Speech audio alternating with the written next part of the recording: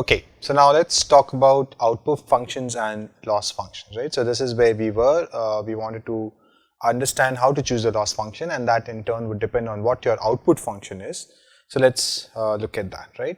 So the choice of loss function depends on the problem at hand, and what I'm going to do is that I'm going to talk about two very popular problems, right? One is regression and this other is classification, and in most cases, like 90% of the problems that you will deal with would fall in one of these two categories, right? So if you do these, then we are largely covered from an application perspective, right? And even from the understanding perspective, right? So let's look at what these two examples are. So the first example is that I have an input about movies, and I want to predict the ratings for the movies, right? And these ratings could be the IMDb ratings or the critics rating or the Rotten Tomatoes rating, right? Now, deliberately, I have moved to a setup where you have an input which is n-dimensional, and now you have an output which is k-dimensional, which in this case is 3-dimensional, right? So, just to make sure that you understand, it will not be always the case that we are just trying to predict one value using the same information about the input. So just imagine that I've taken a lot of inputs, a lot of movies from the past, right? And for each of these movies, I have their input representation, which is who was the director, actor, blah, blah. And then I also have the output, and this output is just 3-dimensional, right? I have the IMDb rating, I have the critics rating, and I have the Rotten Tomatoes rating, right? So all three are available to me. And now using this input data, right, so this becomes my x comma y pairs. I want to train a model which takes in as x as input, right, and gives me these three ratings as output, which is the same as saying that it gives me a 3-dimensional output, right? So that's what it is. Now here I belongs to R3, as I said. So now the loss function that we want should be able to deviate how much does the predicted value, should be able to capture how much does the predicted value deviate from the true value, right? Now here you have a vector as the true vector of true values and vector of predicted values, and you want to find the difference between them.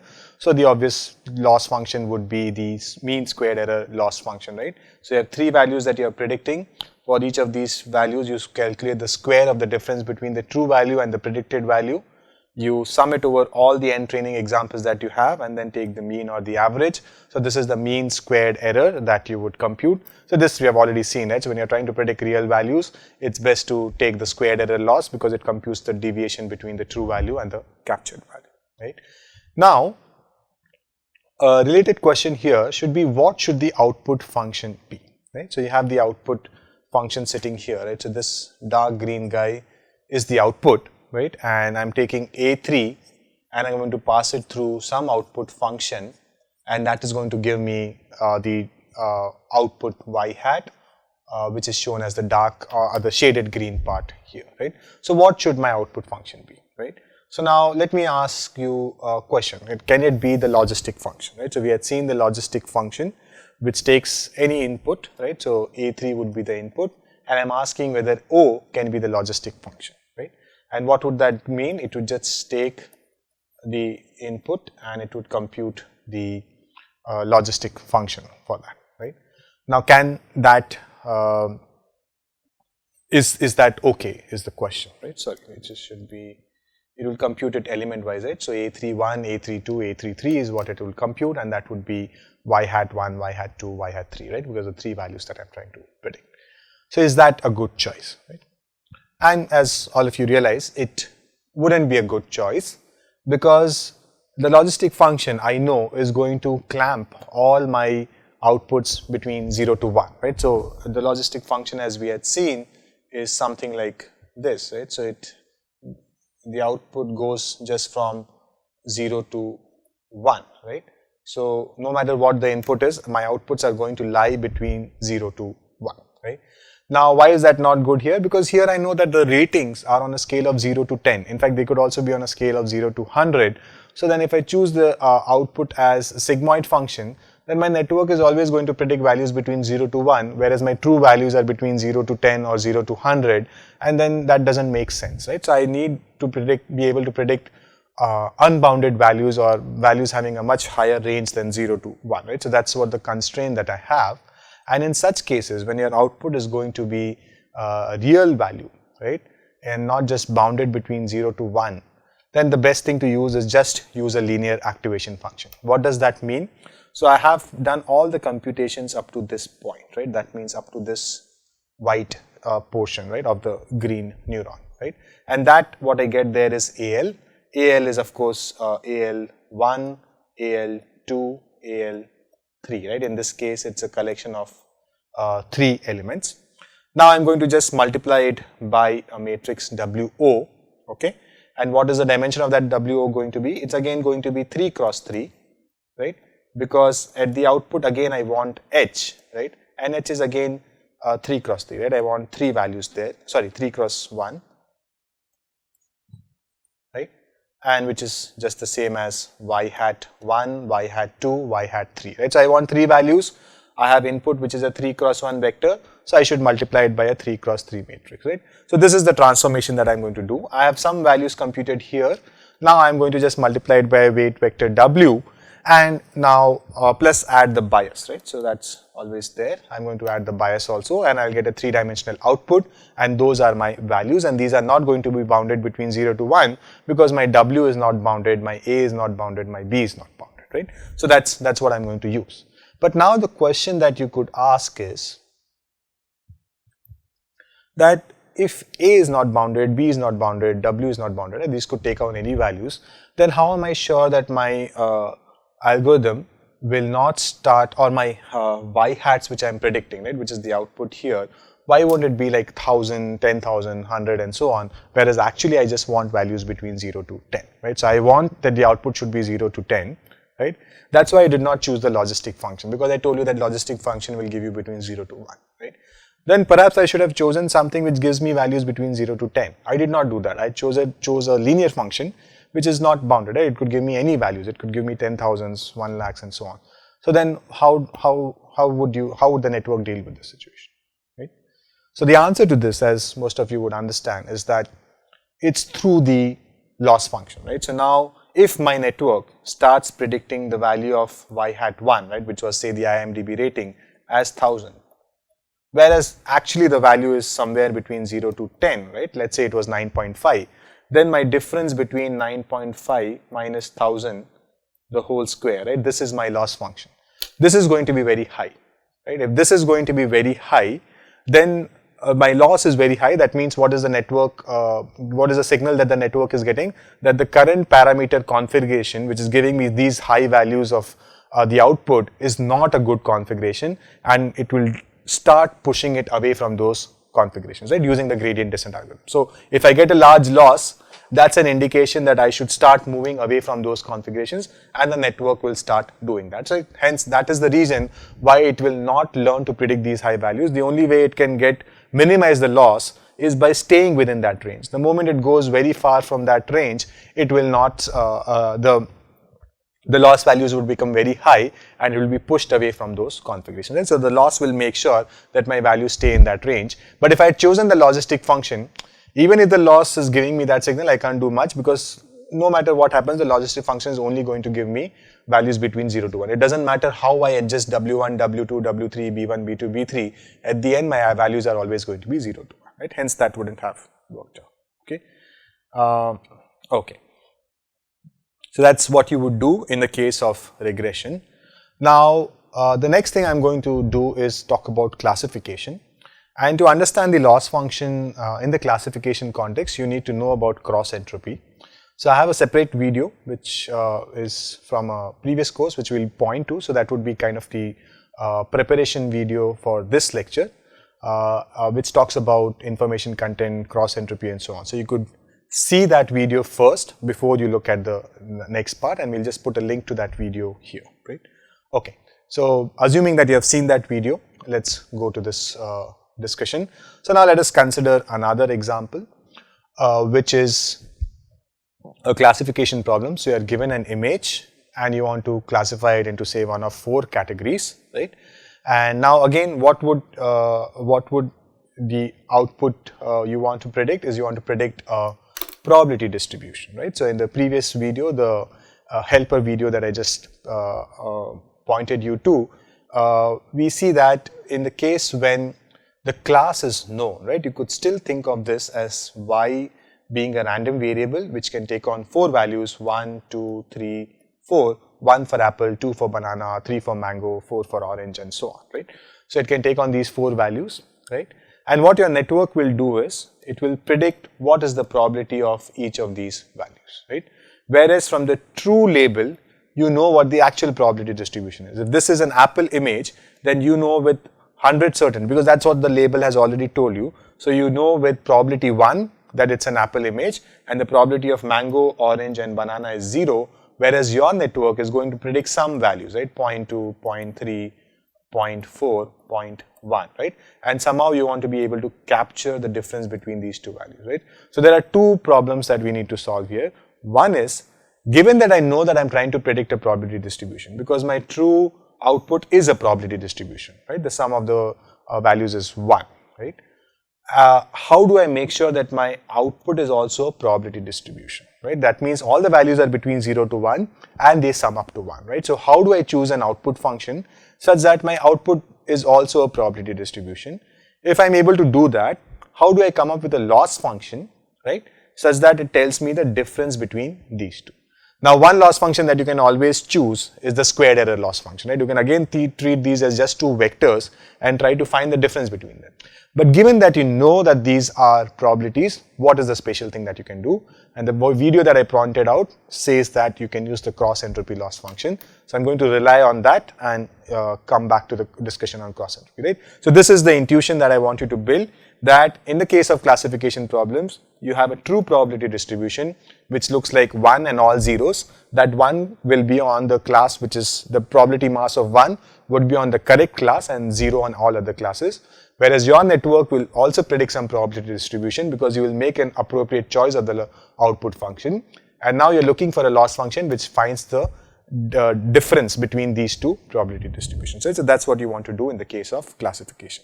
So now let's fill in the gaps.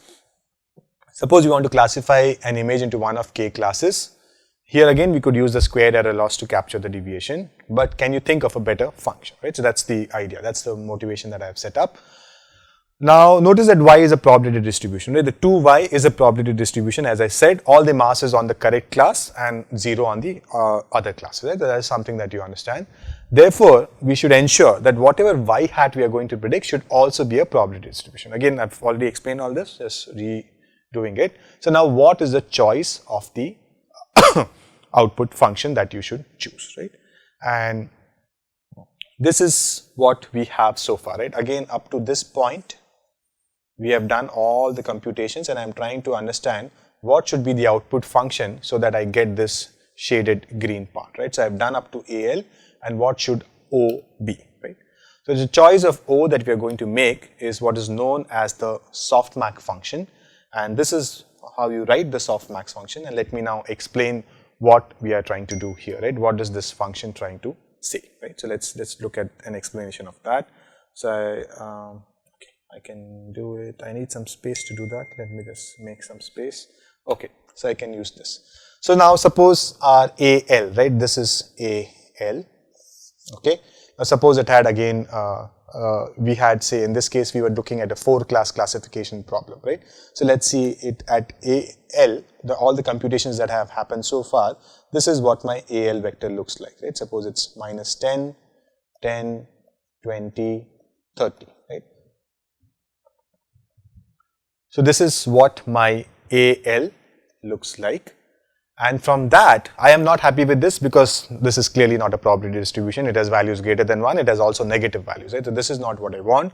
From here, I want to go to a y hat, which is looking like a probability distribution, right? And what I have chosen is the Softmax function. So what I'm going to do, how am I going to compute y hat from here? So this is what my y hat is going to be. So I'm just going to do e raised to minus 10, okay, divided by, and I'm just going to write it here, e raised to minus 10 plus e raised to 10 plus e raised to 20 plus e raised to 30, right? So this is what my first output is going to be. That is what y hat 1 is going to be. What is y hat 2 going to be? It's going to be e raised to 10 divided by this same sum, then e raised to 20 divided by the same sum, and then e raised to 30 divided by the same sum, right? And now you can understand that the sum of these values is going to be 1, right? Because it's the sum of all the values is the denominator. So the sum of the 4 values that I'm going to compute here is going to be 1, and each of these values is going to be between 0 and 1. Why is that the case? Let's try to understand that. Why is that the case? So my original vector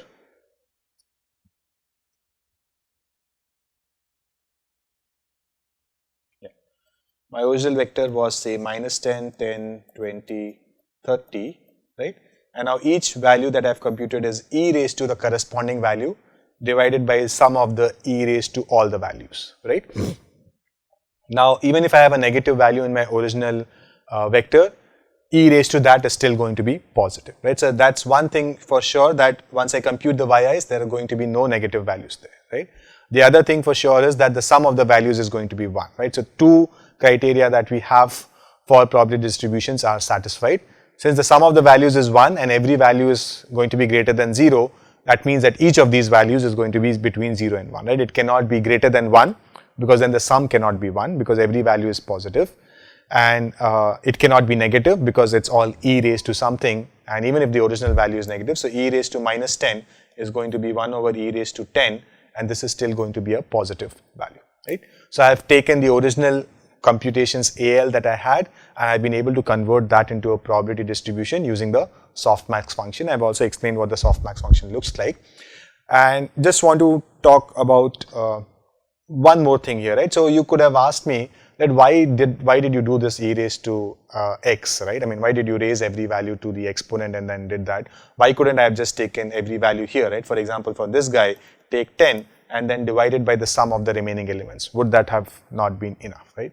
And obviously the answer is no, because then for this guy, which would have been minus 10 divided by minus 10 plus 20 plus 30, the answer would have been some negative value, right? And you cannot have the probabilities as negative values, right? So that's why you use e, because once you raise it to e, then all the negative values, even the answer for those will also be positive, right? So that's why you're using the exponent here, and that's why the form of the softmax function, right? So for classification functions, once you have done this computation, you will then pass it through the softmax function to get a probability distribution, right? So now the first part of the problem is solved, that my actual outputs were a probability distribution. So now I have chosen an output function which also gives me a probability distribution, right? So this part has been done. So now, given that both of these are probability distributions, can we choose a good loss function, right? Obviously, as I said, you could use the squared error loss function, right? But if you know this is a probability distribution, we should use something better from probability theory, and that is what I explained in the video that I had pointed to. And what you can do is you can use the cross entropy loss function. This is what the cross entropy loss function looks like. You have k classes, right? So you look at the true probability for each of those classes and then the predicted probability for each of these classes, right? So the true probability for each of these classes multiplied by the log of the predicted probability for each of these classes, right? So where does this formula come from? This is something that is explained in that video. You should again look at it. I'm pointing you to it again and again because that's important, right? Now, notice something about this formula, right? So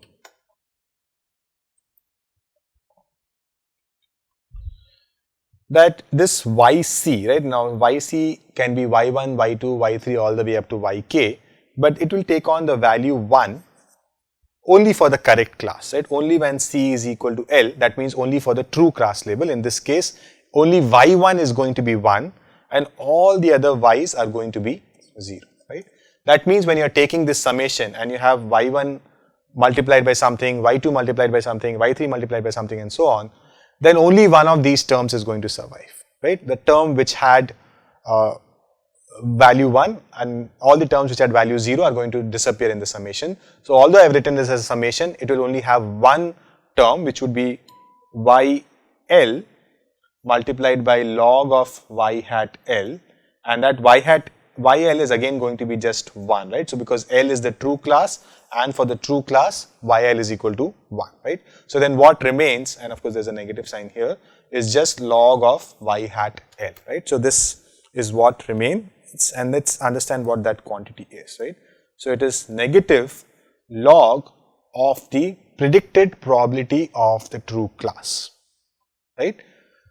Negative log predicted probability of the true class, and hence this is also called the negative log likelihood, right? Because likelihood meaning it's telling you the probability of the true class, the predicted probability of the true class. So cross entropy, minimizing the cross entropy, is the same as maximizing or the log likelihood of the correct class, right? So that's what it means, okay? Because you're going to minimize minus of log of Y hat L. I'll do this on the next slide anyways. So you are minimizing the minus of log of Y hat L, right? That is the same as maximizing the negative of that, which is the same as maximizing the log likelihood, right? Okay, so you are minimizing the negative log likelihood, which is the same as maximizing the log likelihood, an obvious statement.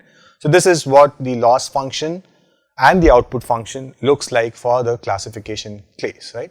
But now one question here, this Y hat L, is it a function of all these parameters? Because if it's not a function of these parameters, then what am I doing here, right? Is it a function of all these parameters? Of course, it's a function of all these parameters. So remember that Y hat L is this computed like this, right? So you have the input X, it passes through these series of transformations. At the end, you have the output function, and then you get this vector of Y's, right? And then you're looking at the nth element of that vector, right? So all of this is, of course, connected. All of this is dependent on the parameters. Hence, the loss function depends on the parameters. And now, once you have this, all you need to do is know how to compute the derivative of the loss function with respect to the parameters, and that's something that we'll do later. Yeah, so this is what Y hat L encodes. It encodes the probability that X belongs to the Lth class. So we want to bring it as close to 1, right? Because that's the probability of the predicted probability of the true class. So we want that predicted probability to be as close to 1, because we know that for the true class the probability is 1. Okay. So this is what we have done so far. We have looked at two types of problems. One problem where the output values are real values, these are the regression problems, and the other values where the outputs are probabilities, these are the classification problems. So two popular family of problems we have looked at. For the regression problems, we said that the output function should just be linear, because we don't want the output to be bounded between anything. And whatever is the natural range of the output, the loss function will make sure that the network predicts something in that range itself, because otherwise the loss will become very large, right? For the classification problems, the output function was the Softmax function, and then the loss function for the regression problems was squared error, and for the classification problems was cross entropy, right? There could be other loss functions, but these are the most popular loss functions that you will encounter in a very large number of problems, right? Greater than 90% of the problems that you will encounter, these two loss functions should suffice, right? Or some variant of these two loss functions. Right? For the rest of this lecture, we are going to focus on the case where the output activation is softmax and the loss function is cross entropy. Everything that we learn for that case is also applicable for this case by just one small tweak, right? So I'm just going to focus on the softmax and cross entropy part, okay? So I'll end this module here, and then I'll come back and talk about the intuition behind backpropagation, and then we'll do the backpropagation algorithm in detail.